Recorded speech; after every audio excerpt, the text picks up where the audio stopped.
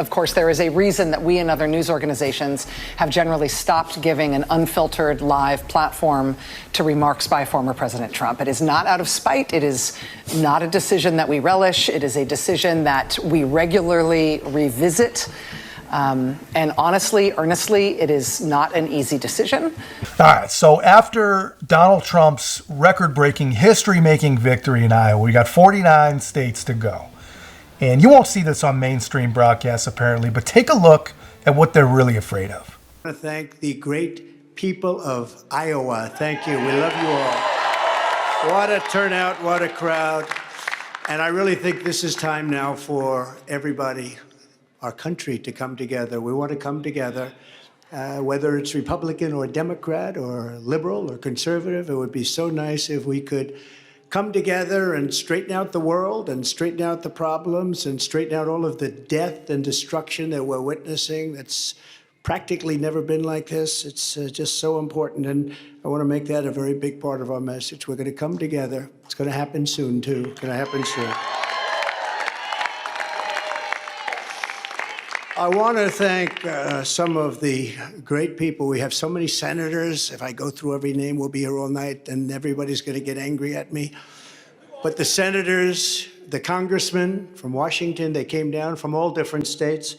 I want to thank you very much. I want to congratulate Ron and Nikki for having a good time together. We're all having a good time together.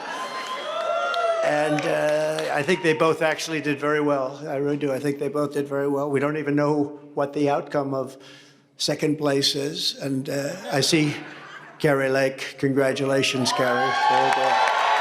I spotted her, I have to announce, because she's terrific. She's going to be a senator, a great senator, I predict, right? You're going to be a great senator.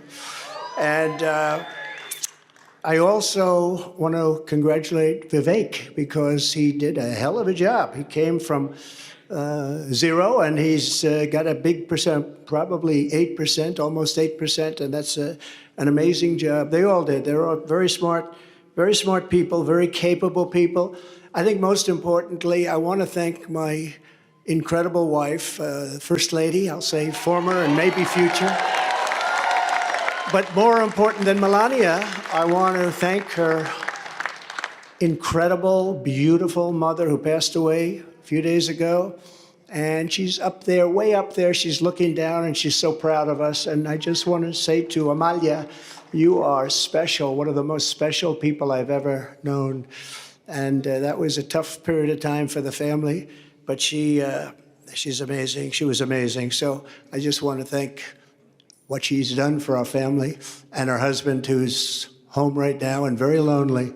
He's a lonely man, but he's going to be okay. Victor, they're great people, great parents to all of us, really. Great parents, but also to Barron. Boy, did she take care of Barron. That's how he got so tall. He only ate her food.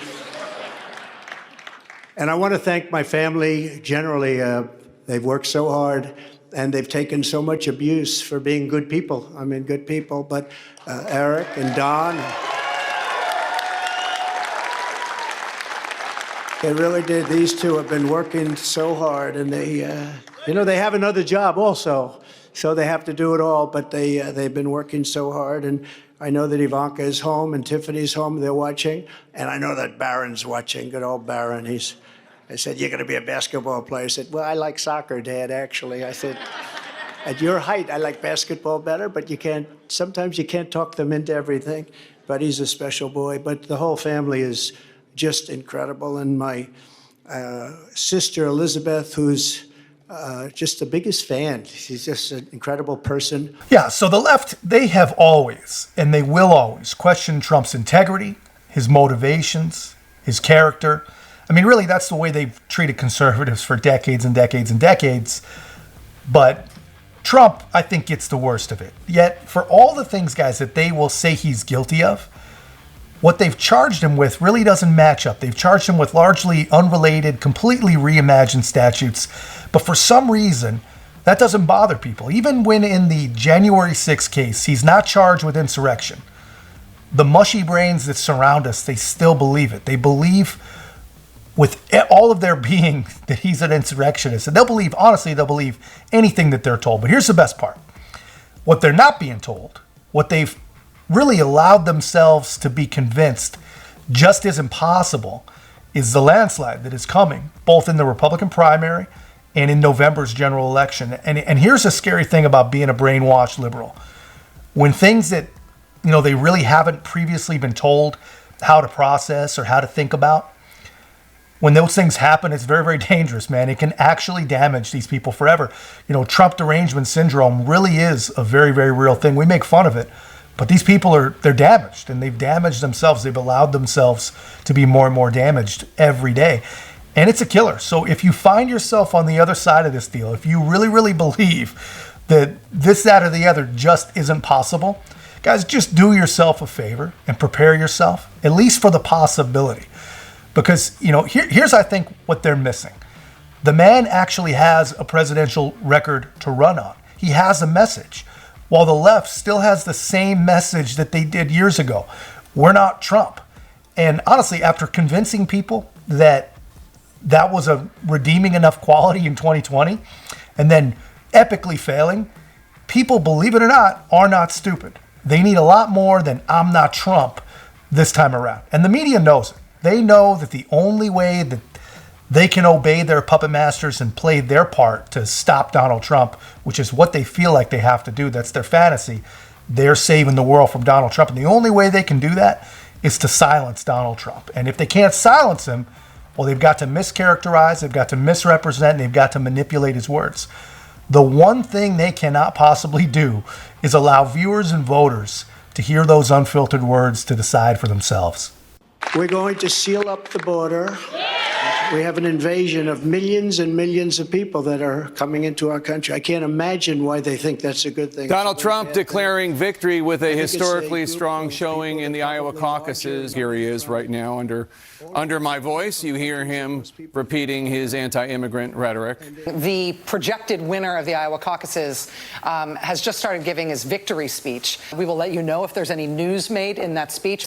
Yeah, Jake Tapper especially, guys, just listen to the actual sadness and despair in his voice. Now, under my voice, you hear him repeating his anti-immigrant rhetoric. Just ask yourself, if wanting to stop illegal immigration that is actually destroying and in a lot of cases ending immigrant lives, is that such a bad thing, man? It is crazy to me how humanitarian these people think that they are when they invite people to risk death, brave death, in order to come live in the greatest country on earth as some sort of modern day slave. They think that they're humanitarian. They think that's the right thing to do. It's completely freaking insane. And it just shows that they really have no clue how bad that problem is. These people, they know that they're on the wrong side. And I'm talking about the people in media. They know that they're fighting an uphill battle. And here's the thing.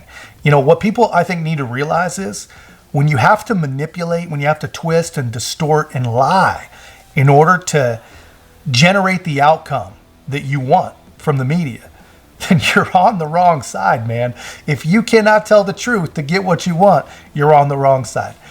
Truth and good, when they're actually on your side, they speak for themselves. And it really is that simple. That sounds naive, that sounds pie in the sky, but it is that simple. And the sad thing is, the average liberal in the year 2024 really doesn't even know what to believe anymore. But that's just my take, guys. Let me know yours in the comments. And guys, this is going to be a very, very important year for conservative voices, man. So help this channel grow. If you like the content, hit the like button and drop a comment. If you love it, subscribe and join us. And most importantly, share the channel so people can see it. I'll see you in the next one, guys. Until then, keep the faith.